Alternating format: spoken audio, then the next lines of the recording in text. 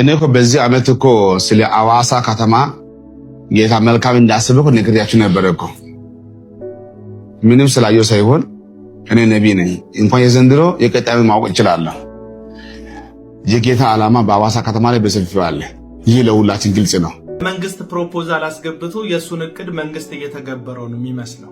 ሁላችንም እንደምናውቀው አዲስ አበባ አንደኛና ሁለተኛ ዙር የኮሪደር ልማት ከተለማ በኋላ መንግስት በቀጣይ ደግሞ በየክፍለ ሀገራቱ ይህንን ድርጊት እንደሚቀጥል ኦፊሻሊ አሳውቋል። በክልል ከተሞች ላይ ያለው ህዝብ የሰማ አልመሰለውም መሰለኝ። እስራኤል ዳንሳ እኔ ነኝ ስለ አዋሳ ልማት ቀድሜ የተናገርኩት፣ ምክንያቱም ነብይ ነኝ ሲል ነው የምትሰሙት እዚህ ጋር ማለት ነው። ይህንን ቪዲዮ ኮፒ ሊንክ ሼር አድርጉት። ይህንን ቪዲዮ ኮፒ ሊንክ ሼር በማድረጋችሁ ለብዙ ሰው እንዲደርስ ታደርጋላችሁ። እስራኤል ዳንሳ ከዚህ በፊት ይህንን ተመሳሳይ አገልግሎት አገልግሎ ህዝቡ ሁሉ ሐሰተኛ መሆኑን ባኖበት ብዙ ምዕመን ሸሽቶት ጎፋ የነበረው ቸርች ላይ ገበያ ሲቀዘቅዝበት 22 የነበረው ቸርች ላይ ገበያ ሲጠፋበት ደግሞ መልሶ አሁን ለቡ መብራት ሌላ አካባቢ ላይ እንደመጣ ታውቃላችሁ። አሁን ላይ ግን ህዝባችን ሾርት ሚሞሪ መሆኑን ተከትሎ ትናንትና የሰራቸው እነዛ ትልልቅ ፋውሎቹን ረስተውለት ሰዎች ሰብሰብ ማለት ጀምሯል። ስለዚህ እናስታውሳቸው እስቲ ወንድሞቼ በል ወንድሞቼ፣ ሁለት ወንድሞቼ አበባው አሹ አይናቢ አይዟችሁ በቅርብ ጊዜ ሁለት መልካም ልጆች ናቸው። እስቲ ጌታ ሆይ ጅጅጋ አደባባይ ላይ መቆም ይብቃ። እንደዛ እየተፈተሻለሁ ተቃጥሏል። እንደዛ እየተፈተሻለሁ። አሁን ያቃጠልከው አሁን የተቃጠለው እንደሰማችሁት ይሄ ወጣት በዚህን ያክል ሁኔታ ስሜታዊ ሆኖ እግዚአብሔር የተሰወረ ነገሬን በእስራኤል ዳንሳ በኩል ገለጠልኝ ብሎ ነው ስቅስቅ ብሎ የሚያለቅሰው። እስራኤልም የወንድሞቹን ስም እየጠራ እንዲና እንዲህ አይሆንም ብሎ ሚስጥር እንደተገለጠለት ሰው ሆኖ ድራማ ሲተውን ነው የምትመለከቱት። በንግግሩ መጨረሻ ላይ ደግማችሁ ስሙት። አደባባይ ላይ መቆም ይብቃ። እንደዛ እየተፈተሻለሁ ተቃጥሏል። ጽፌ የመጣሁት እዛ ጋር የተቃጠለው ጉዳይ ይሄ ነው ይላል። ስለዚህ ጽፌ ነው የመጣሁት የሚለውን ነገር አስምሩበት። 5 ዓመት በፊት በኢሳት ቴሌቪዥን ላይ በተላለፈ የእስራኤል ዳንሳ ጉድ በተሸወዱ ሰዎች ምስክርነት ላይ አንዲት ፕሮፌሰር ቀርባ ይህንኑ ተመሳሳይ ጉዳይ መስክራ ነበረ። እንስማት እስቲ። ትልቅ የመንፈሳዊ ጉዞዎች በነበሩኝ ጊዜ ጸሎት ገብቼ ጌስት ሃውስ ጸሎቴን በደብዳቤ ጽፌ አስቀምጬ የራሱ ነብይ ይሄ ማስተር ኪ ምንድነው ዋና ቁልፍ በሱ ቁልፍ ሄዶ መኝታ ቤቴን ከፍቶ ከቦርሳዬ ሰርቀው ያንን መረጃ ለእስራኤል ሰጥቶት 6-7 ሺህ ሰው ባለበት ጉባኤ መሃል ተነሽ ተብዬ እግዚአብሔር እንዲህ ይልሻል፣ እግዚአብሔር መንፈስ ይሄ እንዲህ ይላል አስያስጮኸኝ ነው ያዋለው። በጣም ነው የቀለዱብኝ። በሐዘኔና በችግሬ ሰዓት ስለገጠምኳቸው በጣም ተቀለደብኝ። በመረጃ እውነት እግዚአብሔር ያለው አስመስሎ ያላለኝ ነገር የለም።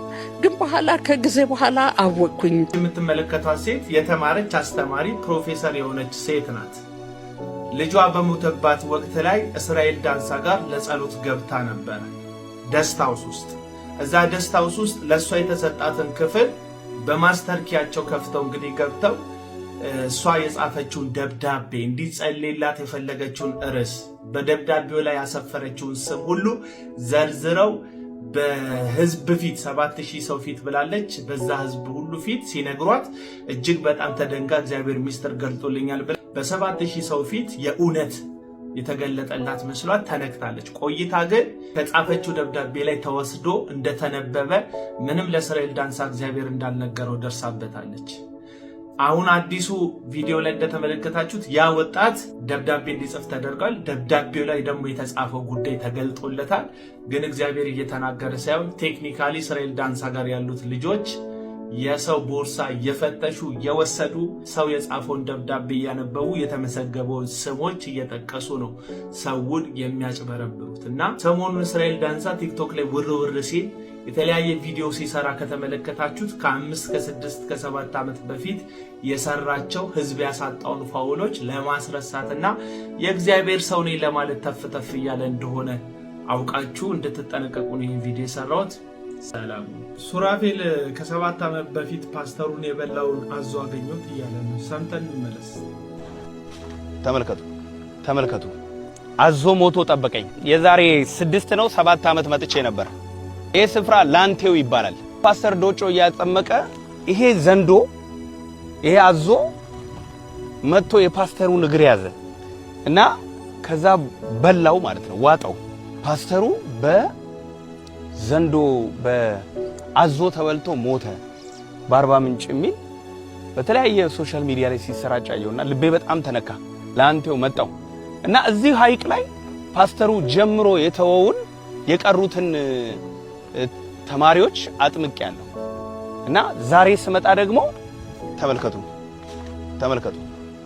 ተመልከቱ አዞ ሞቶ ጠበቀኝ።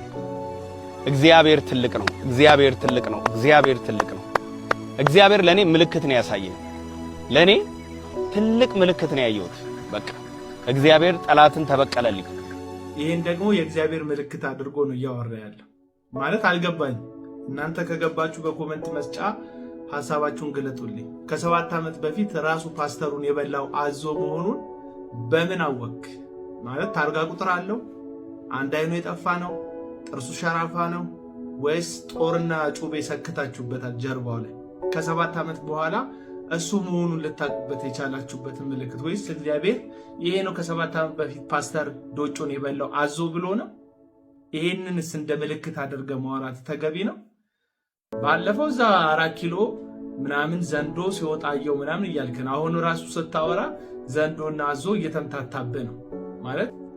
በእንስሳት ዙሪያ ላይ እንደዚህ ልዩ ጉጉትና ትኩረት ካለ ለምን ነጭ ሳር ፓርክ ሄደ አንዳንድ እንስሶችን ጎብኘት አታደርግ? በነገራችን ላይ ሐሰተኛ ነቢያት የትኛውንም ነገር ግብአት አድርገው ለራሳቸው ዓላማና አጀንዳ የሚጠቀሙ ናቸው። ልክ እንደ ሱራፌል ማለት ነው። አዞ ሞቶ ከተገኘ ከ7 ዓመት በፊት ከተፈጠረ አሳዛኝ ታሪክ ጋር ተገናኝቶ ለገበያ ይውላል። እሱ የእግዚአብሔር ሰው መሆኑን ማሳያ ሆኖ ይቀርባል ማለት ነውና ከነዚህ ሰዎች ተጠበቁ።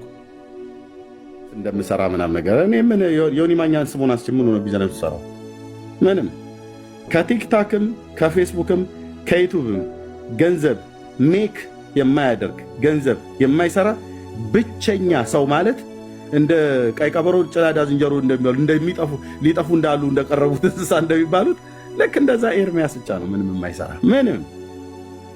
ምንም 11 ዓመት ሙሉ